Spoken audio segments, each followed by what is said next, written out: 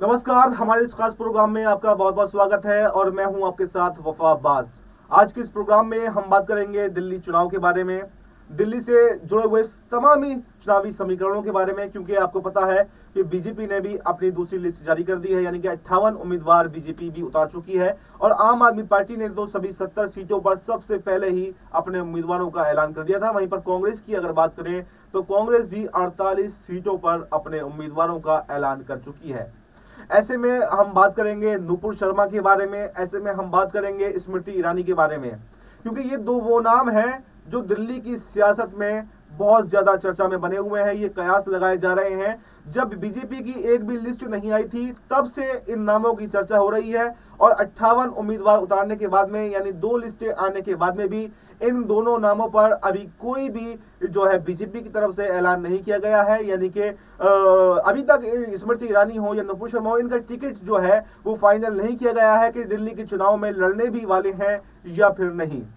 और सबसे बड़ा सवाल जो लोगों के दिल में बना हुआ है, आम आदमी पार्टी की तरफ से तो क्लियर है कि अगर आम आदमी पार्टी जीतती है तो सीएम अरविंद केजरीवाल ही बनने वाले हैं, लेकिन ना तो कांग्रेस की तरफ से ये क्लियर किया गया है कि अगर कांग्रेस जीतती है तो कौन सीएम फेस होगा, और ना ही बीजेपी की तरफ से सीएम फेस का ऐलान किया गया है। तो इन सब बातों पर हम चर्चा करेंगे। मेरे साथ मेरे सहयोगी सिराज मौजूद हैं। सिराज से हम जानना चाहेंगे, क्योंकि सिराज को दिल्ली की बारीकियों के बारे में पता है, दिल्ली पे ग्राउंड रिपोर्टिंग सिराज ने की है, दिल्ली के समीकरण जो चुनावी समीकरण है वो सिराज अच्छे से समझ सकते हैं, अच्छे से बता सकते हैं। तो हम सिराज से जानना चाहेंगे, क्योंकि सिराज को पता है कि कालकाजी का समीकरण क्या है, नई दिल्ली का समीकरण क्या है, जंगपुरा का समीकरण क्या है, पटपड़गंज का समीकरण क्या है। एक एक सीट पर जो है सिराज ने काफी ज्यादा समय व्यतीत किया है, तो वो हमसे ज्यादा अच्छे से समझा सकते हैं। तो सबसे पहले सवाल तो मेरा यही रहेगा सिराज के, बीजेपी ने 58 उम्मीदवारों का ऐलान कर दिया है लेकिन अभी तक सीएम फेस नहीं उतारा है, तो क्या जैसे बीजेपी हर राज्य में करती है, पहले चुनाव लड़ती है, मोदी जी के चेहरे पर चुनाव लड़ा जाता है और उसके बाद में वो जो है जब जीत जाती है तो अपना सीएम जो है बना देती है, तो क्या आपको लगता है कि दिल्ली में भी बीजेपी ऐसा ही करने वाली है, जब जीतेगी उसके बाद में सीएम फेस का ऐलान करेगी? लेकिन मैं थोड़ा सा ये भी बताना चाहूंगा कि चाहे 2020 का चुनाव हो, चाहे 2015 का चुनाव हो, दिल्ली के अंदर बीजेपी हमेशा से ही सीएम फेस के साथ में लड़ी है। आपने देखा 2020 में जो बीजेपी की तरफ से सीएम फेस थे वो मनोज तिवारी थे। और 2015 की बात करें तो 2015 में भी किरण बेदी जो पूर्व आईपीएस हैं वो जो थी वो चुनावी मैदान में थी और सीएम पद की उम्मीदवार थी। तो ऐसे में क्या आपको लगता है 2025 में बीजेपी अभी सीएम फेस अनाउंस कर सकती है या फिर मोदी जी के चुनाव पर हर राज्य की तरह जो है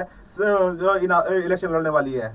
शुक्रिया अब्बास। जाहिर सी बात है जिस तरीके से दिल्ली में राजनीतिक सरगर्मियां इस वक्त तेज है, जाहिर सी बात है कि भारतीय जनता पार्टी अभी असमंजस की स्थिति में है कि किस सीट से किस प्रत्याशी को उतारा जाए। क्योंकि देखिए बीजेपी इस बात को बखूबी समझती है कि जमीनी तौर पर जिस तरीके से अरविंद केजरीवाल की पकड़ है और जिस तरीके से उन्होंने एक करके तमाम योजनाओं को कहीं ना कहीं लाया है जनता के बीच, और जाहिर सी बात है उन्होंने ऐलान किया सबसे पहले महिलाओं को साधने के लिए उन्होंने ऐलान किया महिला सम्मान योजना, जिसके तहत 2100 रुपए हर महीने हर महिला को 18 वर्ष से जो ज्यादा की महिलाएं हैं उनको दी जाएगी। इसके साथ ही संजीवनी योजना के तहत जो बुजुर्गों का इलाज है वो फ्री में करवाया जाएगा। इसके साथ ही देखा जाए तो पुजारी ग्रंथि योजना, जिसके तहत उन्होंने बीजेपी के जो कोर वोटर हैं, जो हिंदुत्व वाले वोटर हैं, उनको कहीं ना कहीं साधने का उन्होंने प्रयास किया है। क्योंकि जाहिर सी बात है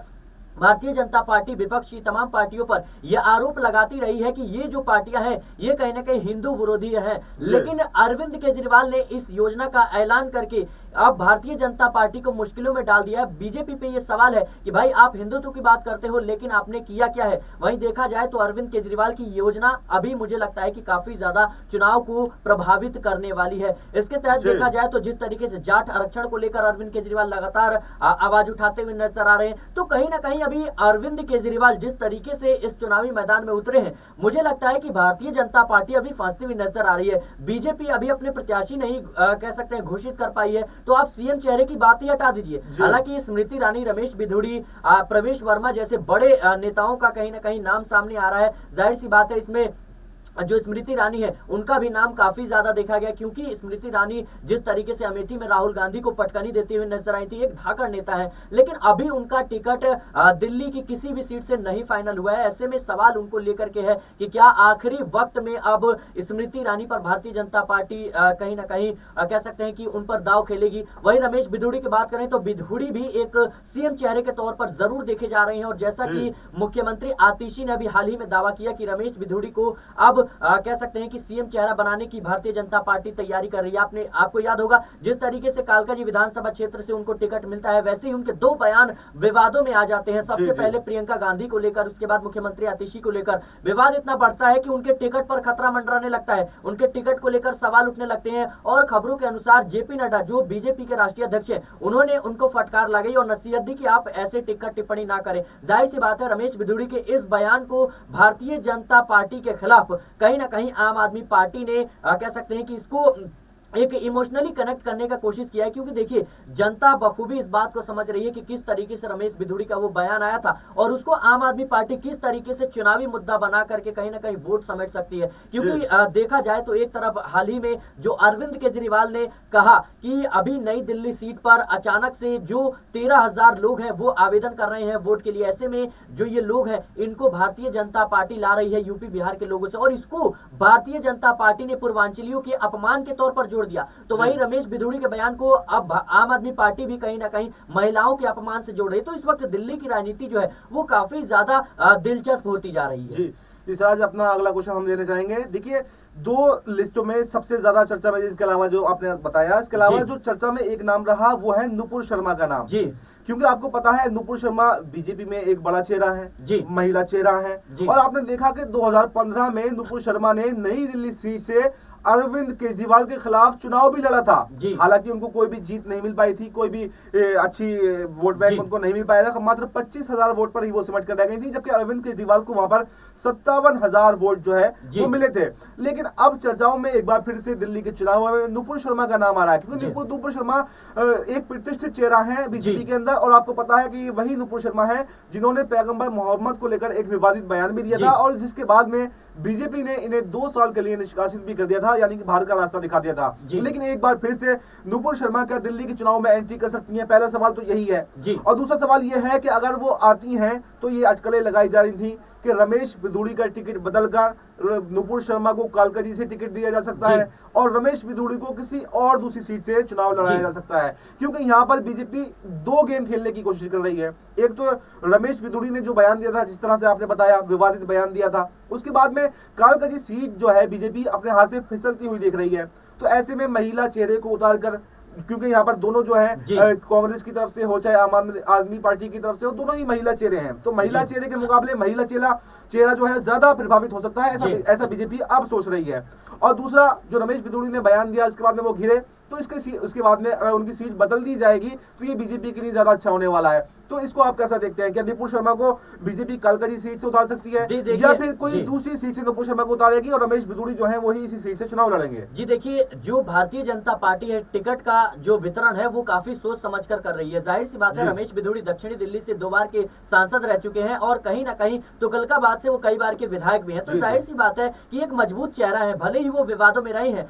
लेकिन कालकाजी क्षेत्र और खास तौर पर दक्षिणी दिल्ली में जिस तरीके से उनकी पकड़ है, इसको भुलाया नहीं जा सकता, और इसी वजह से रमेश बिधूड़ी को कालकाजी से टिकट दिया गया है। लेकिन अब रही बात महिला चेहरे को लेकर के, मुझे नहीं लगता कि अब भारतीय जनता पार्टी कोई भी बदलाव करेगी, क्योंकि रमेश बिधूड़ी कालकाजी क्षेत्र में लगातार एक्टिव नजर आ रहे हैं, लगातार जनसभाओं को संबोधित करते हुए नजर आ रहे हैं और चुनावी तैयारियों में जुटे हुए हैं। और देखिए चुनाव भी अब ज्यादा वक्त नहीं बचा है, जाहिर सी बात है कि अब 5 फरवरी को जो आगामी 5 फरवरी है वहां पर कहीं ना कहीं चुनाव होता हुआ नजर आएगा। 17 तक नामांकन कर सकते हैं, उससे पहले नामांकन करना है जी, उससे पहले फाइनल होना जरूरी है। जी बिल्कुल, मैं वही कह रहा हूँ। लेकिन जिस तरीके से आपने बात किया नुपुर शर्मा का, नुपुर शर्मा देखिए जब विवादों में आई, जब उन्होंने पैगंबर मोहम्मद साहब को लेकर के जो विवादित बयान दिया था, उसके बाद भारतीय जनता पार्टी उनको निष्कासित कर देती है पार्टी से। लेकिन अब जिस तरीके से अटकलें लगाई जा रही है कि उन्हें दिल्ली की बाबरपुर सीट से उन्हें मौका दिया जा सकता है, और कहीं ना कहीं इसको लेकर लगातार अटकलें लगाई जा रही है। लेकिन मुझे नहीं लगता कि कह सकते हैं कि भारतीय जनता पार्टी नुपुर शर्मा पर यह दाव खेलेगी, क्योंकि बीजेपी दिल्ली में जूझती रही है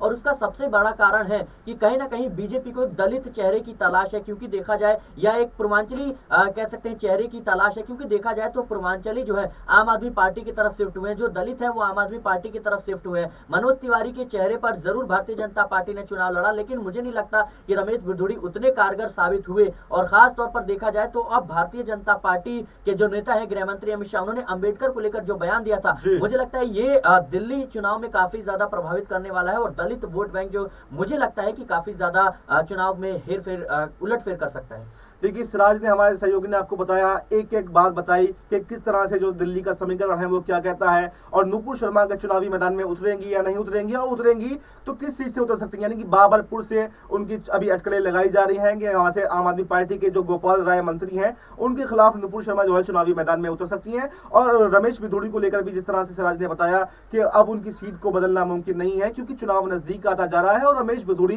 काफी ज्यादा जो है प्रचार में जुट चुके हैं, अपनी तैयारियों में जुट चुके हैं, और इस सीट पर उनकी पकड़ भी मानी जाती है। लेकिन इस बार क्या अपने बयान की वजह से वो घिरते हुए नजर आएंगे, क्या अपने बयान की वजह से जो उनकी पकड़ है वो कमजोर होती हुई आएगी, नजर आएगी, या फिर एक बार फिर से रमेश बिधूड़ी जो है यहाँ पर जीत हासिल कर सकते हैं। इन सब सवालों पर, इन सब बातों पर आपका क्या कहना है, आप कमेंट बॉक्स में अपनी राय दे सकते हैं। फिलहाल इस प्रोग्राम में इतना ही, इस खबर में इतना ही। देश और दुनिया की तमाम बड़ी खबरों के लिए आप बने रहिए हमारे साथ और देखते रहिए नेक्स्ट 9 न्यूज।